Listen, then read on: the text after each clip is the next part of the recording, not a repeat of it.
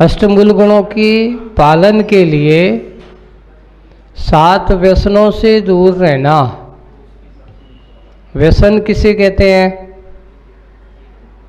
तो अपने यहाँ व्यसन कहा, कुरीतियाँ कहो, आदत कहो, जिसको अपन आदतें मानी, जो कि आत्मा के संयम, विवेक और मोक्ष मार्ग से दूर ले जाती हैं, आत्मा को अच्छे कार्यों से दूर ले जाने का काम करें, उसका नाम कुरीतियाँ है। व्यसन का अर्थ आदत भी होती है।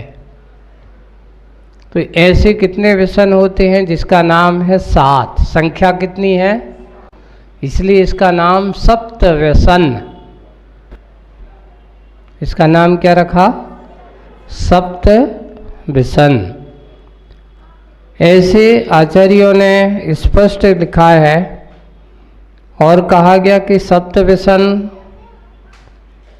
ये 7 बुरी आदतें आत्मा के पतन का मुख्य कारण बताई गई हैं।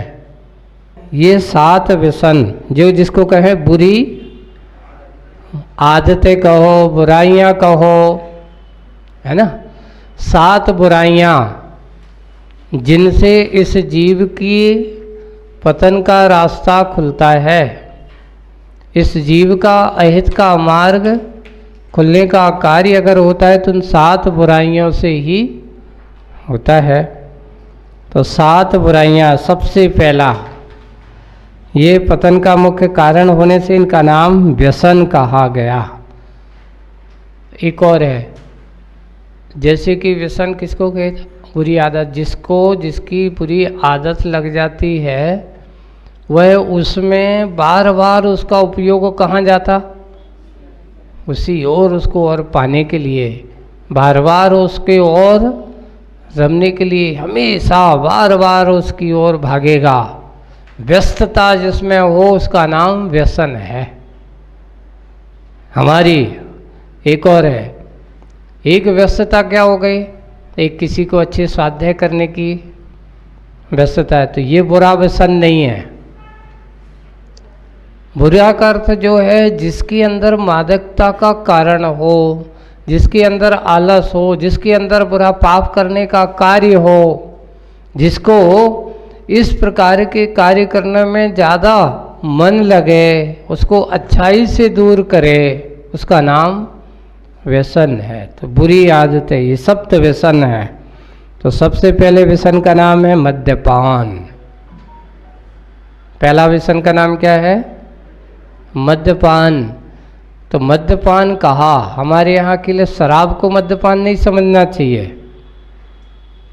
मद्यपान का अर्थ है जिससे विवेक, स्मृति और संयम का नाश होता है। हिंसा, असत्य, व्यभिचार आदि का मूल कारण जो है, उसका नाम मद्यपान है। ऐसे मद्यपान, जिसको कहो नशीले शराब आदि का सेवन करना। अब शराब और आदि शब्द में क्या आ जाता है? तो बीड़ी, सिगरेट आदि भी उसी में आता है, गांजा, चरस भी उसी में आता है, और जितने भी अपने मादकता पैदा करने वाले, मदहोश करने वाले ऐसे पदार्थों का सेवन करना, सो मद्यपान की कोटि में आता है। दूसरा व्यसन का नाम है मांसाहार। मांस का सेवन करना, ये भी प्रत्यक्ष हिंसा का कारण है।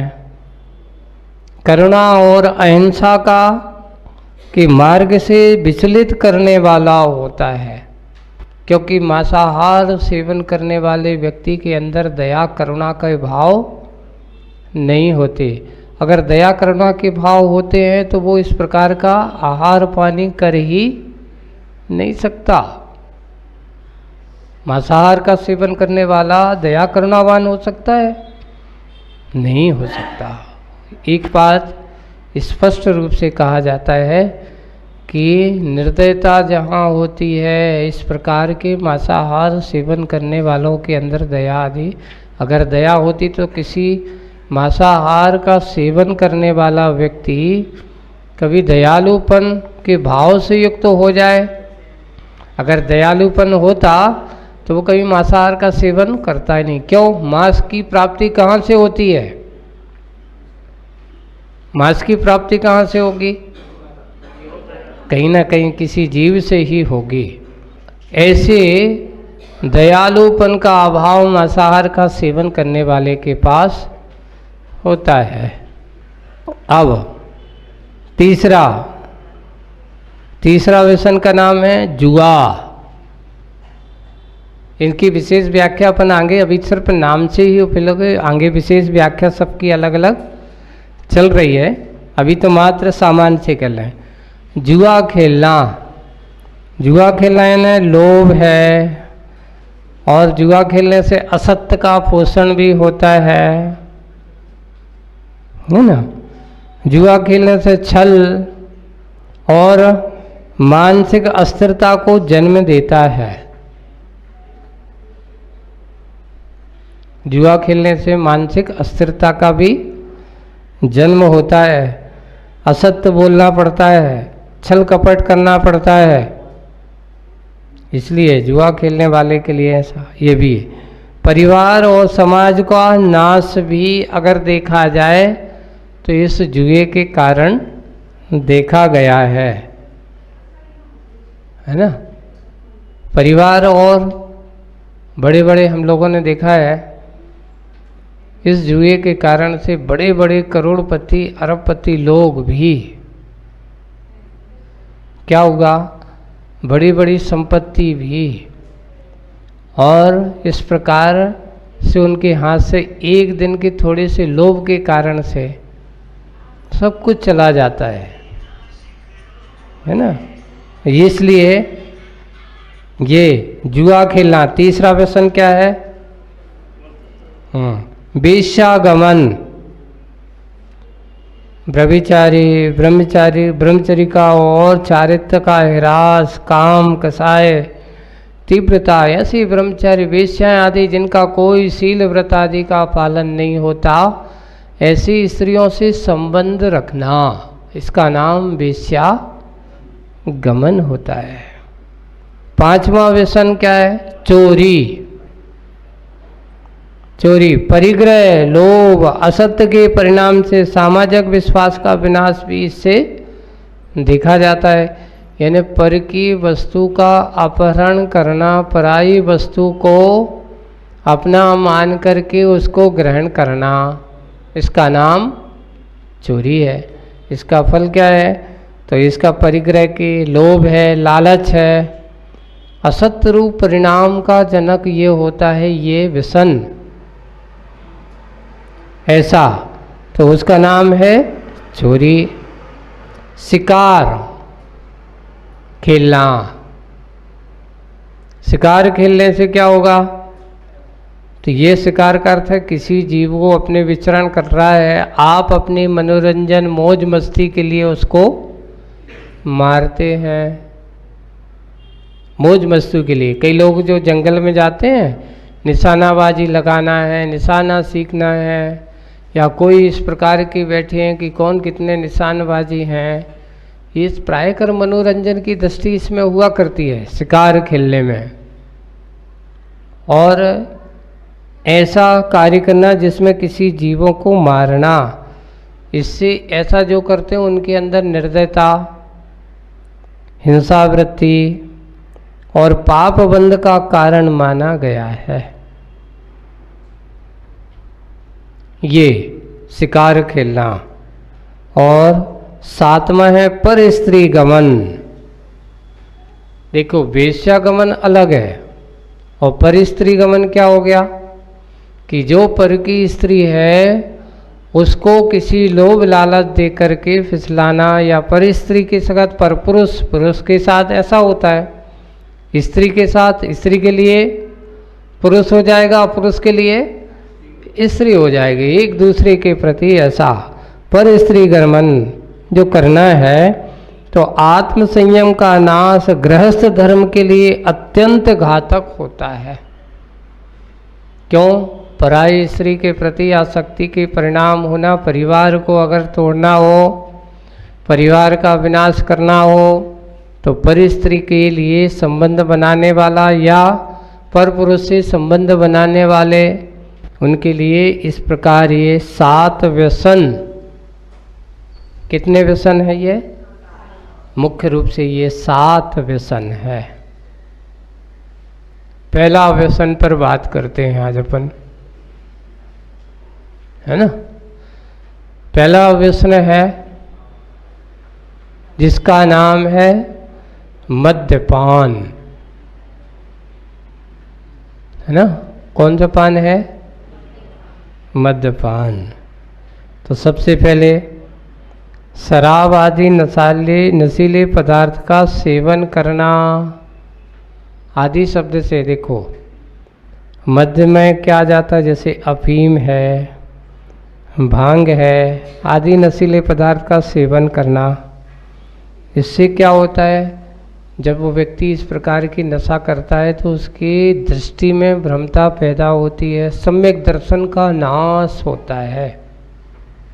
श्रावक के 8 मूल गुण कहे, है ना। 8 मूल गुण किसके कारण थे? जब हम मूल गुणों का पालन करते हैं। 8 मूल गुण कौन से बताए थे? तो उसमें कहा था मध्यमास मधु का त्याग और 5 उदंबर फल का त्याग। 5 उदंबर फल कौन से हैं?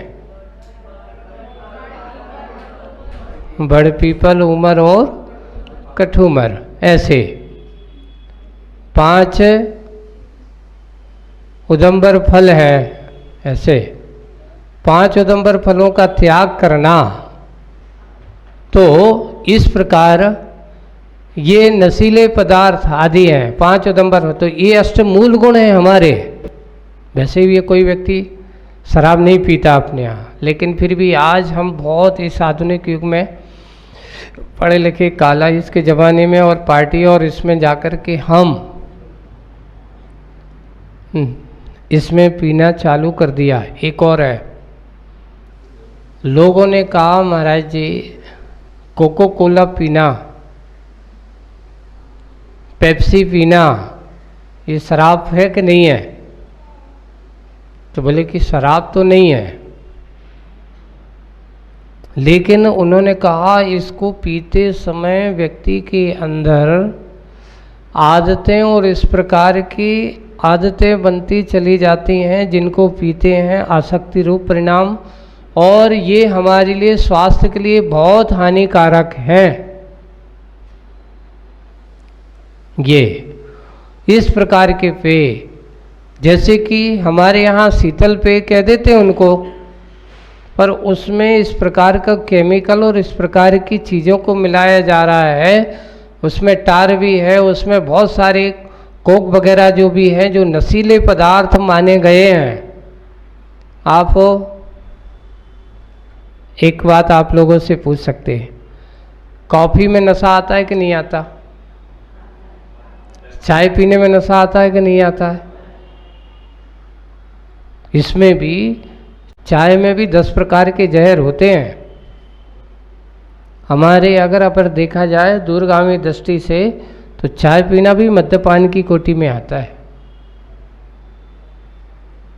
हम क्या होते, चाय छोड़ देते कुछ लोग, लेकिन उससे ज़्यादा बड़ी चीज़ पकड़ लेते, फिर कहते कॉफ़ी पीना चालू कर देते हैं।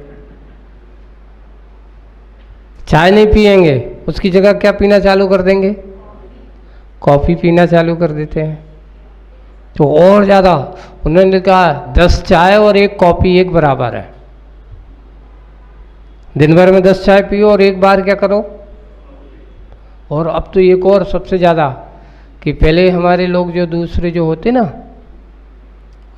दूध वाली कॉफ़ी वगैरह पीते, लेकिन अब एक नई परंपरा चालू हो गई आप इसमें, वो ब्लैक कॉफ़ी आ गई है ना। बहुत सारी ब्लैक कॉफ़ी जो होती है ना, बिना दूध आदि और सीधा कोक है, उसको और ज़्यादा नशीला कहा गया। वो तो और ज़्यादा हानिकारक बताई गई है, स्ट्रॉन्ग होती है, बहुत तेज होती है। और एक और अभी कोल्ड कॉफ़ी चालू हो गई है, अभी तो गर्म पीना पसंद करते थे लोग। अब लोगों को कौन सी कॉफ़ी चाहिए? कोल्ड कॉफ़ी नहीं, ठंडी वाली कॉफ़ी चाहिए। ये सब चीज़ें हैं ना, हम लोग मान करके लोगों को इस प्रकार की साइकोलॉजियाँ जो बन रही हैं, लोगों के अंदर जो इस प्रकार के फैलाए जा रहे हैं। हमारे यहाँ पहले लोगों को कभी चाय और काफ़ी कोई चीज़ थी नहीं। आज से 100-150 साल पहले नाम की कोई चाय और काफ़ी नाम की कोई चीज़ नहीं थी। अब थोड़ा सा बढ़ जाए, 200 साल ले लो, करीब करीब 1800 के उन्होंने लिखा, शताब्दी के 18वीं शताब्दी में यहाँ पर भारत में कोई चाय कॉफ़ी नाम की कोई चीज़ नहीं थी। पहले हमारे के लिखो मनुस्मृति में और इस प्रकार की लिखा है कि लोगों को आशीर्वाद दिया जाता था, तो क्या कहते थे? दूधो नहाओ पूतो फलो, ये कहा जाता था, है ना। अच्छा घी दूध खाओ और उसको पियो, और परिवार का अच्छा से क्या करो? भरण पोषण करो, भरण परिवार में अच्छे से समृद्धि प्राप्त करो। ये हमारे यहाँ भारतीय संस्कृति की क्या थी? आशीर्वाद। तो इससे उस समय इतिहास के पन्नों को हमारे ग्रंथों में उठाओ, चाय नाम की कोई चीज़ नहीं थी। कहीं पर भी आप अपने पुराने ग्रंथों को उठा लो, क्रिया कोश वगैरह उठा लो, उसमें कहीं चाय, जैसे अपन व्यसन में लिख रहे हैं ना कि अफीम है, भांग है, नशीले पदार्थ हैं, ऐसा कहीं ये नहीं लिखा जाता। तो कई लोगों ने कहा महाराज ये तो लिखा नहीं है, इसलिए चाय तो नशीली है ही नहीं है, चाय पी सकते हैं। पहली बात तो भारत का पेय था ही नहीं, ये भारत में पीने वाली चीज़ है ही नहीं। क्यों नहीं है? बोले कि देखो, भारत एक प्रकृति परिवर्तन वाला देश माना जाता है। यहाँ ठंडी भी होती है, गर्म भी होती है, और ज़्यादातर यहाँ गर्म का ही माहौल रहता है, और चाय कभी गर्म प्रदेशों का पेय नहीं होता। चाय कॉफ़ी जो है गर्म प्रदेशों का पेय नहीं माना जाता। ये कहाँ का है? जैसे कि आप सबसे ज़्यादा ठंडी, जैसे इंग्लैंड है, बर्फ़बारी जहाँ होती, ज़्यादा ठंडा मौसम जहाँ रहता है, वहाँ के लोगों को ये पेय की ज़रूरत पड़ती है।